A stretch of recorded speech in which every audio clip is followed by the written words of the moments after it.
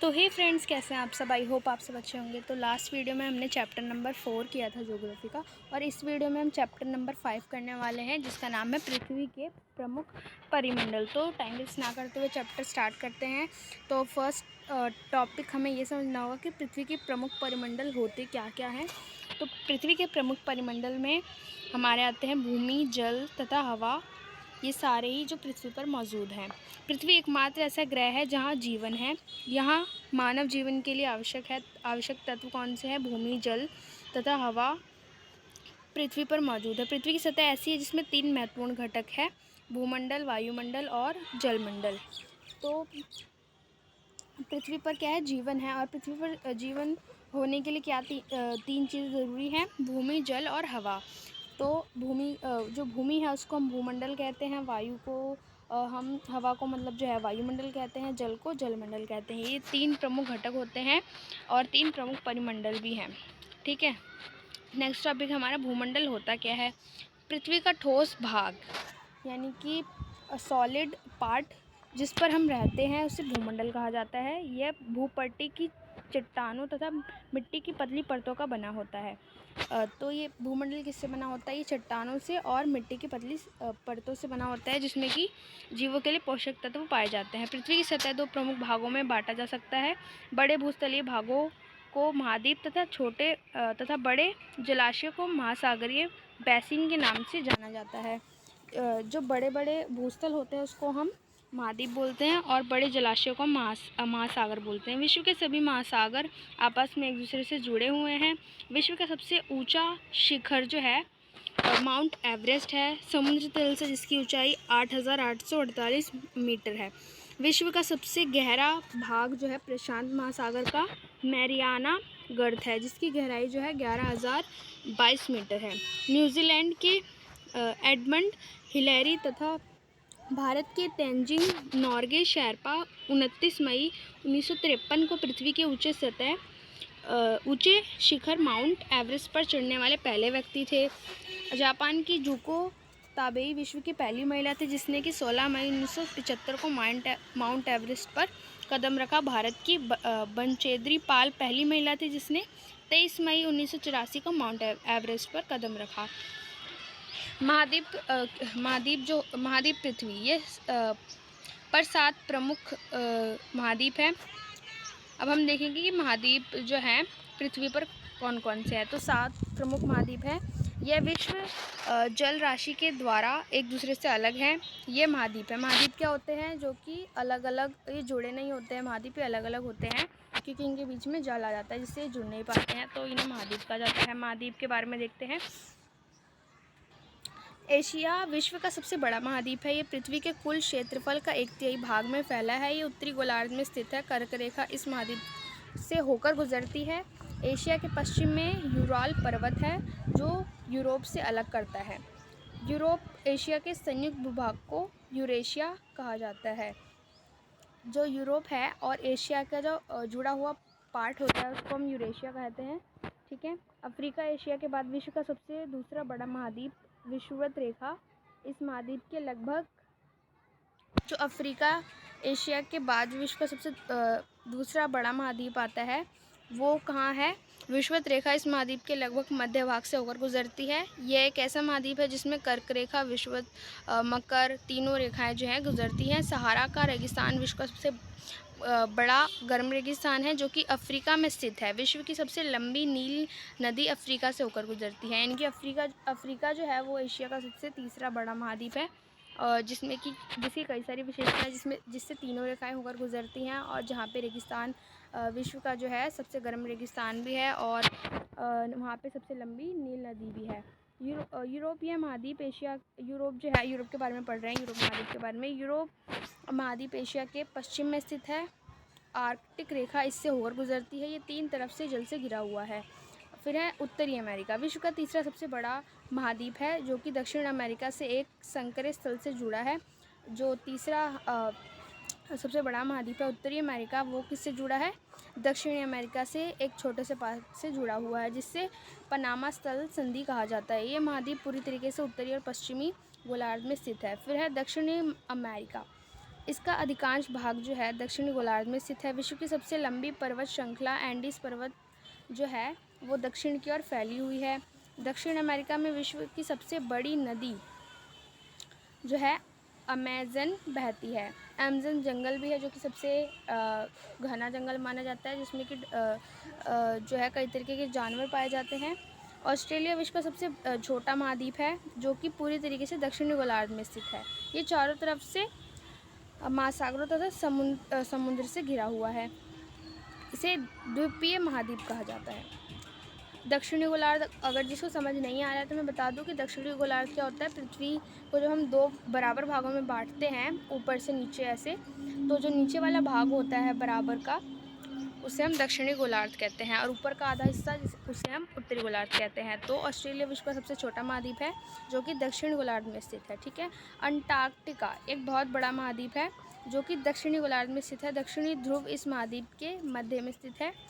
यह हमेशा मोटी बर्फ़ के परतों से ढका रहता है। यहाँ किसी भी प्रकार का स्थायी मानव निवास नहीं कर सकता है क्योंकि यहाँ पे इतनी बर्फ़ होती है।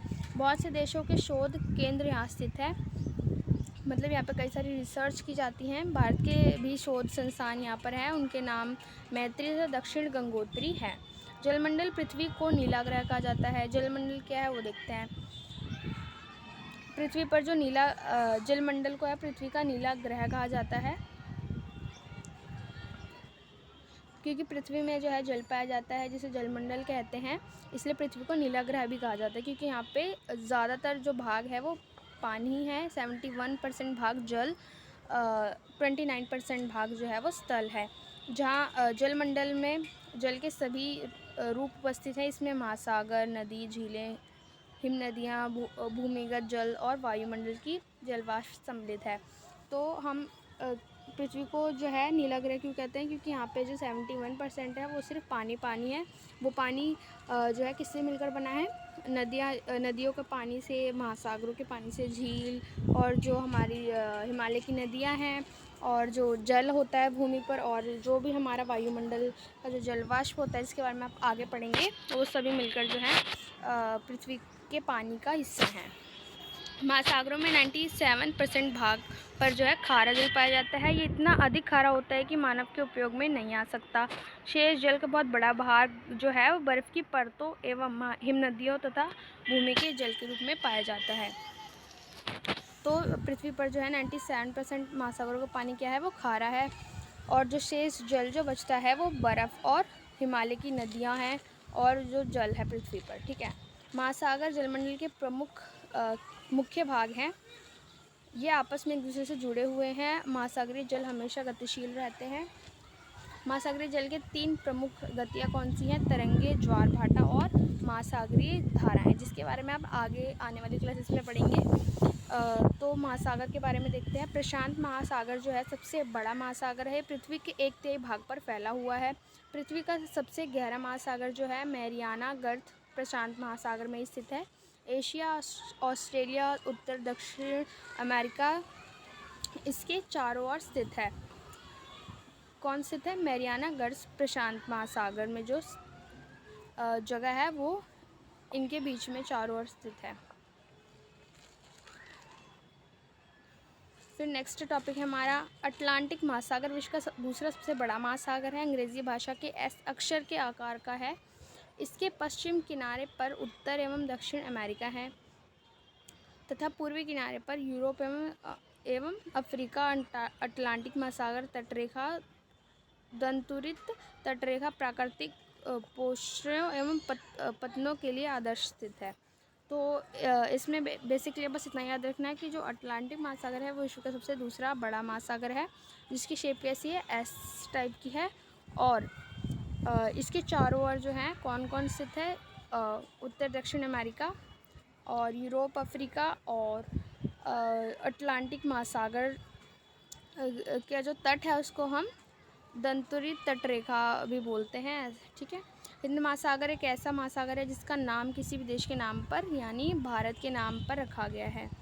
हिंद महासागर है वो उसका नाम क्यों रखा गया, कि भारत के पास स्थित था, जिसे पहले हिंदुस्तान कहा जाता था भारत को, इसलिए इसका नाम हिंद महासागर कहा गया। ये महासागर लगभग त्रिभुजाकार है, यानी कि ट्रायंगल शेप का है। इसके उत्तर में एशिया एवं पश्चिम में अफ्रीका तथा पूर्व में ऑस्ट्रेलिया है। ठीक है। दक्षिण महासागर अंटार्कटिका महाद्वीपों को चारों ओर से घेरता है। यह अंटार्कटिका महाद्वीप से उत्तर की ओर 60 डिग्री दक्षिण अक्षांश तक फैला हुआ है। ये जो है दक्षिण महासागर अंटार्कटिका बताया जाए, दक्षिण महासागर की विशेषता बताई गई हैं। फिर हमारा है अंटार्कटिक महासागर। ये उत्तरी ध्रुव में वृत्त में स्थित है तथा यह उत्तर ध्रुव के चारों ओर फैला हुआ है। ये प्रशांत महासागर से छिछले जल वाले एक संकरे भाग से जुड़ा है जिसे बेरिंग जल संधि के नाम से जाना जाता है।